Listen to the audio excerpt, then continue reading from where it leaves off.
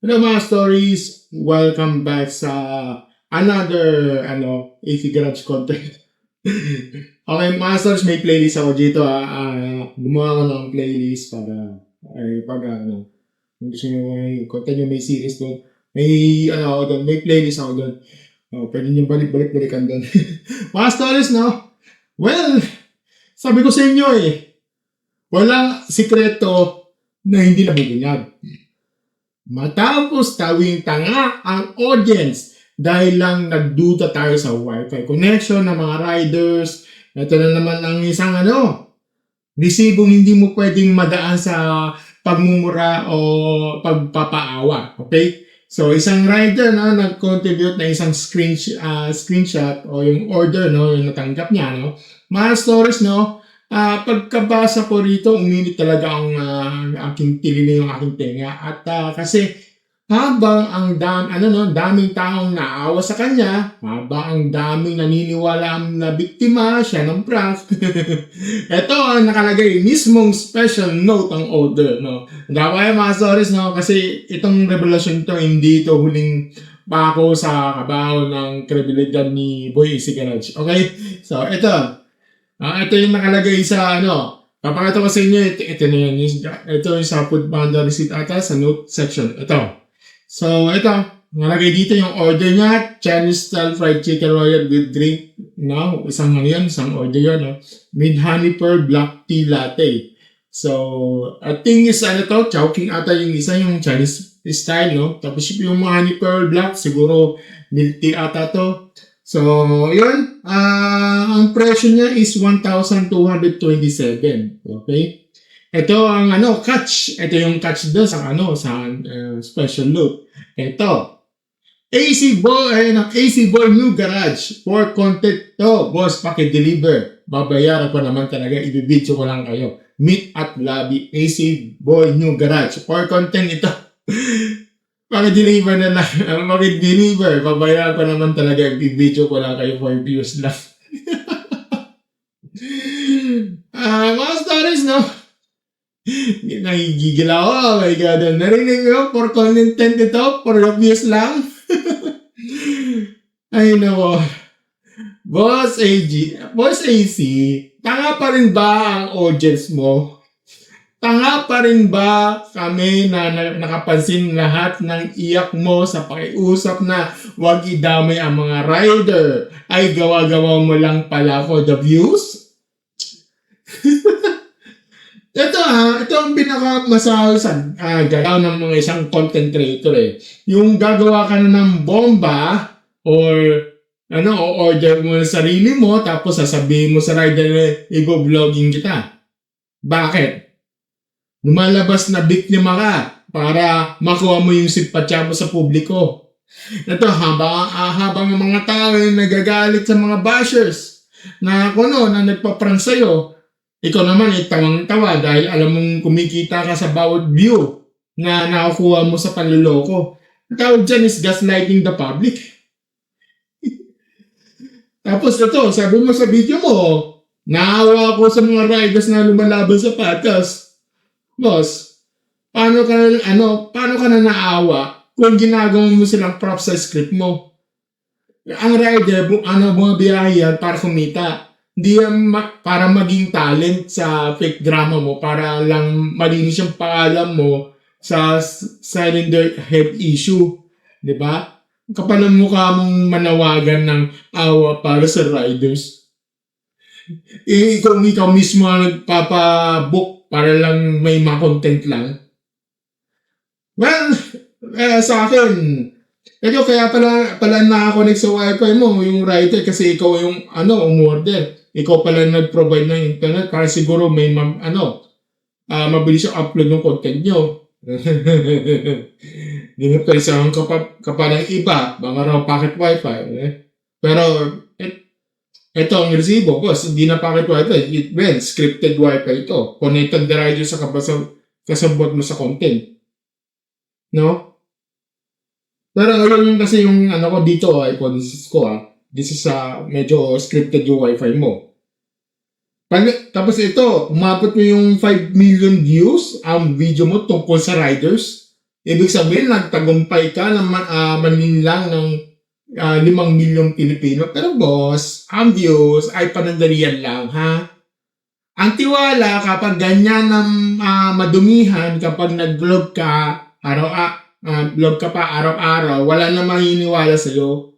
Nasaan yung integridad mo bilang negosyante? Nasaan yung mabait na tao na sinasabi mo? Ang mabait na tao, di ba? Hindi kailangan mag-order sarili para magmukhang biktima. Master, so, ito ang katotohanan dito, no? Huwag tayong magpaligo-ligo, eh. Boy, si Garage na, huling-huli ka lang sa resibo. Ang pag-iusap mo na huwag idamay yung walang kinalaman. At isa palang malaking marketing strategy. Sa mga sa mga radios na dami na naging bahagi ng script na to, nang hindi na alam yung buong kwento. So, well, yung mga ganyan, saludo ako sa inyo, yung mga riders dyan, yung sa nagtatrabaho ng marangal, di ba? Pero itong vlogger na to, yung influencer na ginagawa nito, kakayang ka sa industriya ng vlogging, katutosin. Kaya mga stories, ano masasabi niyo for the views lang pala yung note na to, no? Sino ba ang tunay na tanga? Ang audience ba o na nakatuklas ng totoo o yung creator na akala niya na mas matalino siya sa atin? Comment down below po yung mga for the views ang ito siya sa baba, di ba? Ilang masasabi ko dito. Kahit konti lang, kailangan eh. Yun lang mga stories. So, yun lang masasabi ko. Sa mga gusto nung mga ganitong klase niya, content ko, dapat ito like, share, subscribe sa ating channel, and click the notification button sa baba. Okay mga stories, ito yung nakakainis din sa issue na ganito eh. Imbes na luminaw, lalo pang pinapalabo. Okay? Imbes na sagutin, yung mga direction ng concerns, binabalik sa iba ang sisi. Imbes na, sabihin ko, ano yung konkreto mali, at paano ayusin, puro parinig, panloob na banat, ang moral na lecture na lumalabas. Ngayon, may bago na naman itong video, as of recording, 1 hour ago kasi itong si Boy AC Garage. Kung tutusin, ang real name niya si Jin Del Mundo. Si video na to, ang mensahe niya parang ganito, kung may issue ka rin sa buhay mo, manahimik ka. Kung may baho ka rin, huwag ka nang magsalita. Kung may magsasalita laban sa kanya, balang araw babalik din daw yung mga yun ng issue. At doon ako napaisip mga stories, Ganun ba talaga dapat ang sagot sa kritisismo? Hindi ba dapat ang sagot ng reklamo ay paliwanag? Hindi ba dapat ang sagot sa concern ay accountability? Hindi ba dapat ang sagot ng sa after sales issue ay actual after sales? Hindi sermon yun. Diba? Kaya ngayon, panoorin natin ang laman ng video niya at pagkatapos sasabihin ko sa inyo mga diretsang ko opinion Okay, panoorin natin. At medyo parang ako pa yung tinamaan. Ito, panoorin natin. Ito na, si Barry Garage. Ito trivia lang. Hindi ako nagdadrive.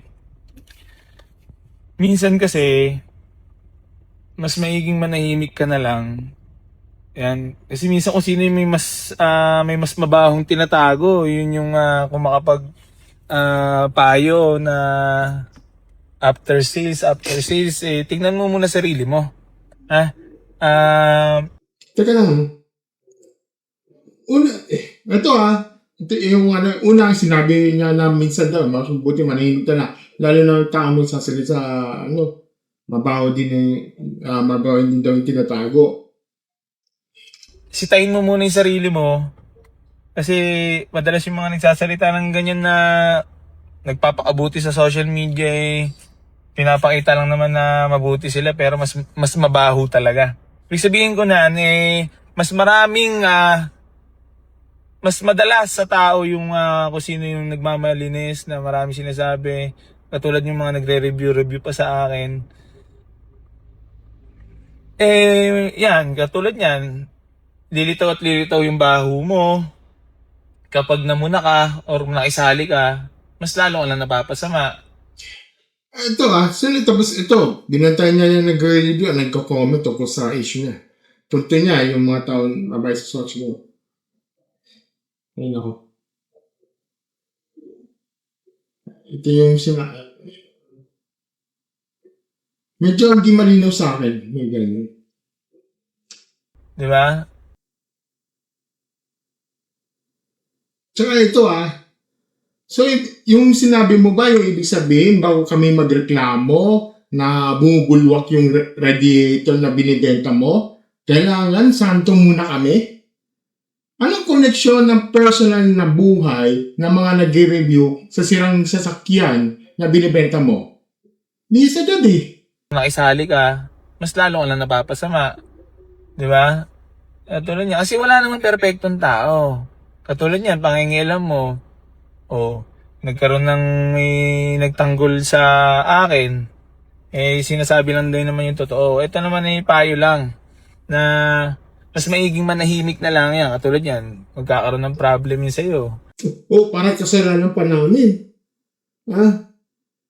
Kasalanan ba namin na bumulwak yung yung radiator? Yung pinakita mo, tapos kami yung kasalanan pa. Oh, wow, galing. Ito yung balik niyan, di ba? Tapos Mas maiging manahimik na lang kasi huwag tayong magsalita or magpayo kung mas mabaho naman tayo.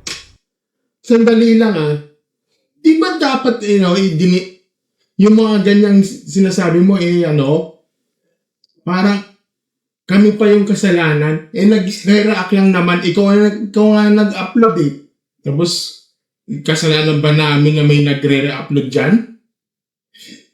Dinilit mo nga yan. Nagmumukha, namumukha guilty dyan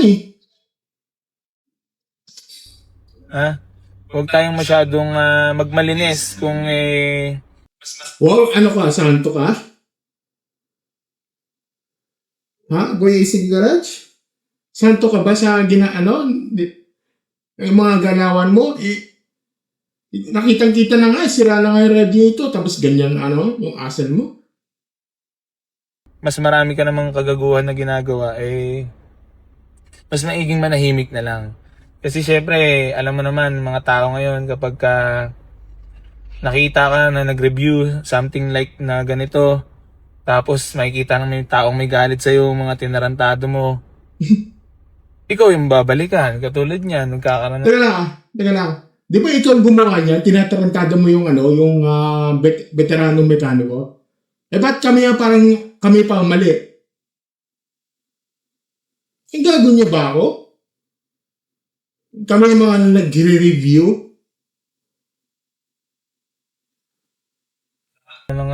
puputok ang issue na yan. Ako naman pinapakita ko lang lahat naman nangyari sa SOCMED. Hindi nyo naman kayang gawin yung ginagawa ko na ipakita sa SOCMED lahat kasi yung nag-leak na sabihin mo nga, nakalagay for the content daw. Try mo bang sagutin yon? Good or bad, ipapakita natin lahat yan. Pero ako naman sa totoo lang mga boss, may respeto at may galang tayo. At lahat ng mga nakakabili sa akin, mga boss, automatically, pag nagkakaroon ng aberya, nire-rescue namin yan. Depende na lang sa tao kung paano makipag-usap. Siyempre, kapag ikaw ba naman pag kinupal ka na ng salita, hindi ka pa ba sasagot? Siyempre, sasagot ka. Yung after sales na yan, ako, may puso ako, may awa ako sa lahat ng mga nakakabili kasi nakakaintindi ako at galing ako sa wala. Diba? Nag-bulok days ako Talagang ginapang natin Kumbaga, pumroseso. Kumbaga kahit pa paano naman makikita nyo, yung mga ganung bagay na pinapost ko pagiging transparent lang yon mga boss.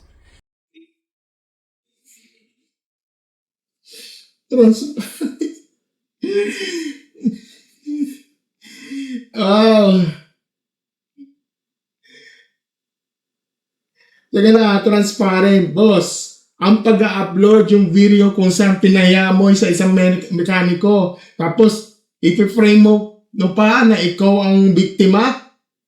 Ano yan? Hindi yan transparency yan. Tawag dyan, narrative control.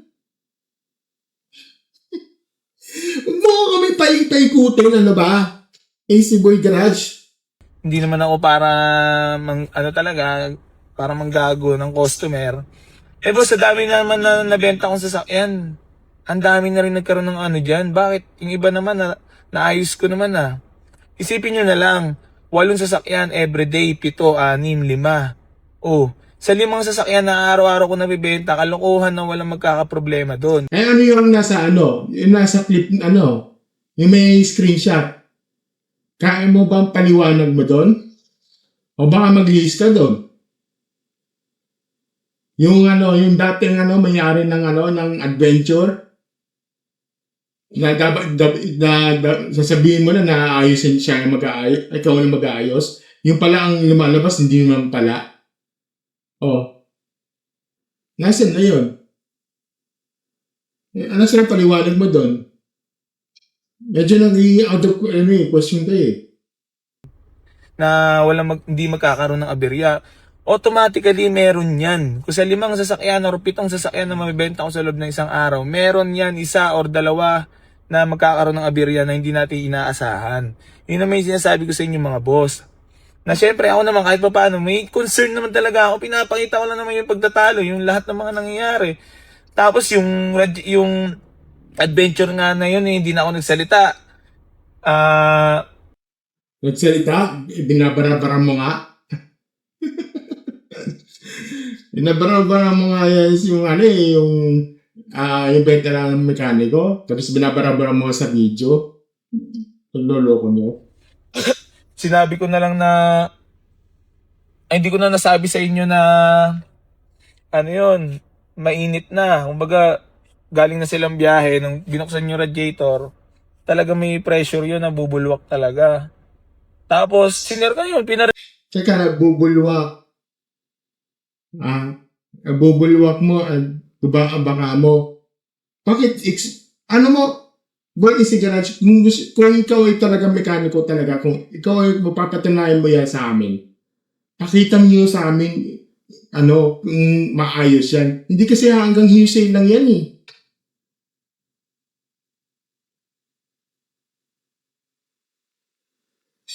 Kasi, alam mo mga stories, no? Ito, hindi ko malunok yung mga sinasabi niya Yung hindi malinaw Ito parinig to Kasi, ito, kapag ang core issue ng tanong ng tao ng bentahan sa consideration unit, sa pagtatrato ng customer, hindi, at sa consistency yung sinagot mo, yung sinasabi mo, ang kailangan ng tao ay linaw. Hindi ko kailangan ng manahimik na lang kayo, mas mabaho rin kayo, ilalabas din yung baho nyo, huwag kayong makikisali. Kasi kapag ganyan ang tono mo, ang dating hindi confidence Inis, defensiveness, ang pag-iiwas sa pinakapunto dito. Kasi ito problema na ganitong mga klaseng depensa Imbes na sagutin yung issue, ang strategy siraan ng questionin ang character ng mga mabatikos. Ito ang punto niya. Bago kayo magsalita sa akin, tingnan mo yung sarili. Mga stories, sa public accountability, irrelevant minsan yung mga issue rin na magsasalita. Bakit? Kasi yung usapan dito ay tama ba o mali ang punto. Hindi yung kung santo ba ang nagsabi.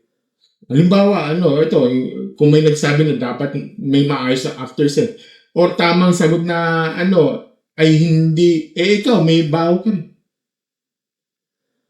Ang tamang sagot niya, ganito ang after sales namin. Ganito ang ginagawa namin sa reklamo. Ganito namin naayos kapag may aberya. Ganun kasi ito, isang pinakamalino sa akin. Okay? Sinasabi niya sa dami ng units na nagbebenta niya araw-araw, natural lang down na may 1 o 2 talagang nakaka-aberya. Mga stories, pakinggan niyo ako mabuti. Gets namin, second hand yung units. Hindi brand new ang mga sasakyan. Pwede naman may lumabas sa issue. Pero ang problema sa linya niyan parang ginagawang normal ang aberya bilang standard ng negosyo. Pero sa akin, hindi dapat ganun. Dapat ang mindset ng mga seller ay paano babaan ng risk, paano mas magiging transparent, paano mas masala ang units, paano mas maayos yung support ng buyer. Hindi yung parang ina-announce mo sa publiko na edi natural lang yan o may isa dalawang talaga nagsasabay. Boss, sa buyer, okay, na nag-iipon lang ng taon para makabili ng sasakyan. Hindi yung natural lang. Para sa kanya, malaking problema yan. At saka ito yung, ito yung gusto ko ipako Magandang pakinggan yung yung may rescue kami, may puso kami. Nasa kami yung mga Pero sa mundo ng negosyo, hindi sapat yung mga magandang pakinggan. Ang tanong kasi dito, consistent ba ang actual behavior? Kapag may concern ba ang buyer, pakinggan ba ng maayos? Iniintindi na agad? Hindi ba dina-downplay? Hindi ba napupunta sa bangayan? Hindi ba nagiging content? Kasi pwedeng sabihin na kahit sino ba after sales niya. Pero may tunay na sukatan niya na kung paano ka umawag ng presyo ng reklamo. At saka sa mata ng publiko, yan ang malaking tanong dito. Di ba? Yan yun ang dapat ba yung mga ganito ba actual behavior yan? Yun ako. Ito pa, madaming tao na gumagamit ng salitang transparent dahil maganda itong pakinggan. Pero ang totoo, hindi porket may video, transparent na agad. Pwedeng may video, pero pwedeng selective yung anggulo, kulang sa konteksto. Diba? O pwedeng may video, sabihin natin transfer, pero selective ang anggulo, kulang yung konteksto, may narrative control.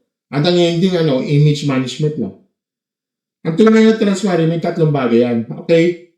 Buong konteksto, malino yung pag-ako ng mali kung meron man lang. Konkretong hakbang sa pag-aayos. Kung wala kang tatlong yan, hindi yan transparency. Content lang yan. Ito isa sa mga ko dito, talagang straight to the point ako dito, sinasabi ko. Kapag ang tao ay public seller, public page, public content creator, at public ng issue, hindi mo mapipigilan ng public commentary. Ganun talaga. Hindi mo pwedeng sabihin, huwag kayong makisali, huwag kayong mag-opinion. Katulad din sa isang comment section dyan, sabi na nakikisaw-saw. Tapos sabot kayong magsalita. Boss, pinost mo sa social media Ginawa mong public, ginawa mong content. Sa tuloy lang may may reaction, may analysis, may batitos, may review, ganun yun. Kung ayaw mo ng maging public opinion, dapat hindi mo ginawang public drama ang issue. At saka ito is yung isang style ng depensa ng ganito. Totoo ako. Pinakita ko lahat. Lahat ang baho ko, alam niya. Okay, fine. Sinabi mo okay. Pero hindi ibig sabihin niya na hindi aminado ka sa flaws mo. Automatically, ligtas ka na sa criticism. Hindi ganun yun. Hindi pwedeng totoo na open ka sa sokme. Oo. Pero pwede rin totoo na may mali pa rin dapat itama. And honestly, sa branding ng mga hindi kapalitang accountability na actual business conduct. At dito tayo, ito sa akin, dito tayo sa pinaka-bold dito, Ang bold ng video na sa totoo lang, para sa akin tumahimik na lang kayo kasi may baon kayo. Ito para sa akin, mahinang depensa yan Kasi ang malakas ng depensa ay facts, records, consistency, mahinang paliwanag, maayos ang after sa Sunday, malinaw na proseso, di ba? Hindi sermon, hindi normalizing, hindi pananako sa lalabas din yung baho mo. Kasi pag ganyan ang kasi ng style niya lalong lumalalim yung duda ng tao. Di ba? Mga stories, ito lang yung ko dito, panate ko dito. Ang issue hindi na mawawala dahil sa sabihin na naman nanahimik ang mga tao. At hindi nililinis ang pangalan dahil lang sinabi mo may baho rin ng iba. Kung gusto mo ibalik yung tiwala sa publiko, hindi parinig ang kailangan, hindi sermon, hindi guilt trip. Kailangan dito malinaw na sagot, malinaw na proseso, at malinaw na accountability. Ganun lang kasimple yun. So, kayo, ano? Ano sa tingin sa video na to? Kaya ba ba talaga ito o panibagong para i-frame yung problema ng mga nagsasalita katulad namin? Diba? Hindi yung mismong issue. Comment nyo sa baba, no? Ilang mga stories na nainis na ako. Parang kami nga pang may kasalanan dito. Ako yung nag-react lang ako dito. Tapos ikaw, parang sinasabi mo, kami ang kasalanan. Grabe. Pumo po kayo. Ilang mga stories.